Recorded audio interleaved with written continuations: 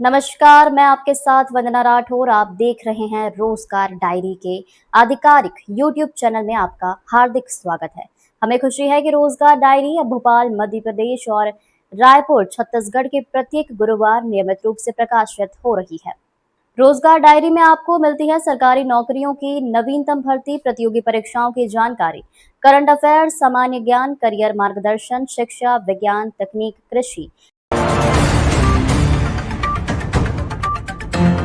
किसान भाइयों, डीएपी को कहो अब बाय बाय, क्योंकि आज हम आप लोगों के लिए लेकर आए हैं डीएपी का बाप। ये है प्राकृतिक खाद। ये प्राकृतिक सुपर रॉक आपके खेत के लिए क्यों जरूरी है, ये मैं आपको बताना चाहता हूँ। इसकी बनाने की विधि भी बताना चाहता हूँ। इसको बनाने के लिए हम बेड विधि से केचुआ खाद तैयार करते हैं। केचुआ खाद को फिर इस सीविंग मशीन के द्वारा छाना जाता है। यह है फास्फोरस, जो पौधे को मजबूत बनाता है और फास्फोरस की मात्रा को पूर्ण करता है। यह है बेंटेनॉइट, ये पौधे की जड़ों में पानी की मात्रा को बढ़ाता है। यह है माइकोराजा, जो मिट्टी की उर्वरक क्षमता को बढ़ाता है। किसान भाइयों, यह है पोटेशियम ह्यूमेट, जो पौधे की पैदावार को बढ़ाता है। फिर हम इन सभी के मिश्रण को इस मिक्सर में डालते हैं। अब इस मिश्रण को तैयार करके हम पैलेट मशीन में डालते हैं दानेदार शेप के लिए। फिर ये हमारी दानेदार जैविक खाद बनकर तैयार होती है। जी किसान भाइयों, इस खाद को तैयार करने के लिए हम कृषि वैज्ञानिक का मार्गदर्शन और सहयोग से इसे तैयार कर रहे हैं। किसान भाइयों, ये प्राकृतिक खाद 1 एकड़ में 50 किलो पर्याप्त है। किसान भाइयों, डीएपी खाद के लिए यहाँ वहाँ भटकना बंद करो, इस प्राकृतिक खाद का उपयोग करो और अच्छा मुनाफा पाओ, अच्छी पैदावार लो। किसान भाइयों, ये प्राकृतिक सुपर रॉक की जो खाद है वो मैंने मेरे खेतों में डाला है।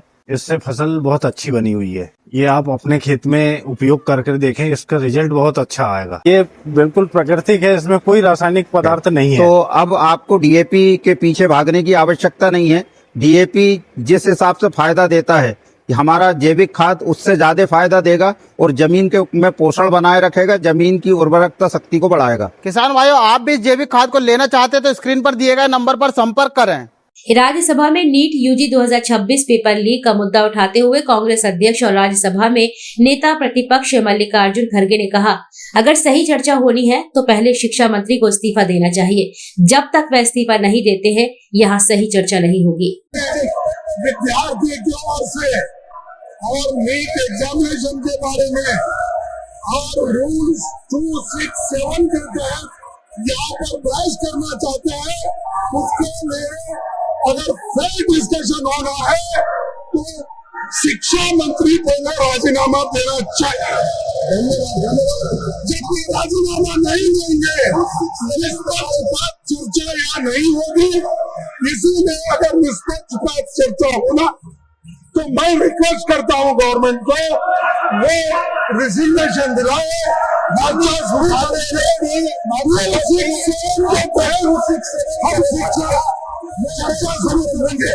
ये क्या है, डेमोक्रेसी है? बच्चों को बचा हुए मार रहे,